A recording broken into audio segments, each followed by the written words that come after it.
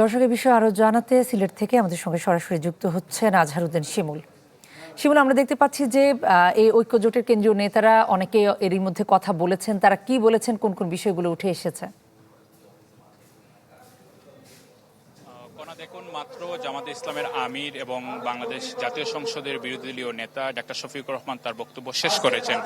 এখন এই যে সিলেট বিভাগীয় সমাবেশের যিনি সভাপতিত্ব করছেন ডক্টর কর্নেল অলি আহমদ বীর বিক্রম, এলডিপির চেয়ারম্যান, তিনি বক্তব্য রাখছেন। এবং আমরা দেখেছি যখন শফিকুর রহমান বক্তব্য রাখছিলেন তিনি বলছেন যে গণভোট দেশের 70% জনগণ রায় দিয়েছে, সেই রায়কে যাতে বিএনপি দ্রুত সময়ের মধ্যে মেনে নেয় এবং রায় বাস্তবায়নের জন্য কার্যকর পদক্ষেপ নেয় সে আহ্বান জানিয়েছেন। একই সাথে তারা হুঁশিয়ারি দিয়েছেন যদি গণভোটের রায় বাস্তবায়ন না হয় তাহলে তারা কঠোর আন্দোলন দিবেন। আপনি জানেন যে রাজশাহী থেকে এই বিভাগীয় সমাবেশ শুরু হয়েছিল এবং আজকে বিভাগীয় পর্যায়ে শেষ সমাবেশ চলছে সিলেটে।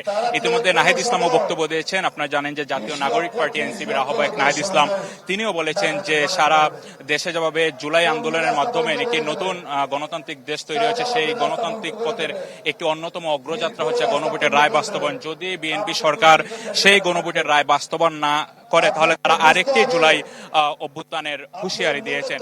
একই সাথে এখানে যারা নেতৃবৃন্দরা রয়েছেন স্থানীয় এবং জাতীয়, তারা বলছেন ঢাকায় একটি বড় করে সমাবেশ হবে, সেখান থেকে আরো বড় ধরনের আন্দোলনের ঘোষণা আসতে পারে তারা ইতিমধ্যে জানিয়েছেন। জানিয়ে রাখি, সকাল থেকে কিন্তু সিলেট যেহেতু বিভাগীয় সমাবেশ, আমরা দেখেছি 11 দলীয় ঐক্যের যারা নেতাকর্মীরা রয়েছেন তারা কানায় কানায় পূর্ণ হয়ে গিয়েছিল এই আলিয়া মাদ্রাসা মাঠ প্রাঙ্গণ।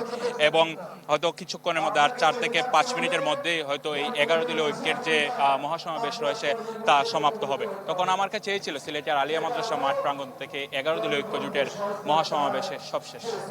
শিমুল, আপনাকে ধন্যবাদ। দর্শক, আজহারউদ্দিন শিমুল আমাদের সঙ্গে যুক্ত হয়ে জানাচ্ছিলেন সিলেটে বিভাগীয় সমাবেশ করছে 11 দলীয় জোট, তারই সবশেষ খবর।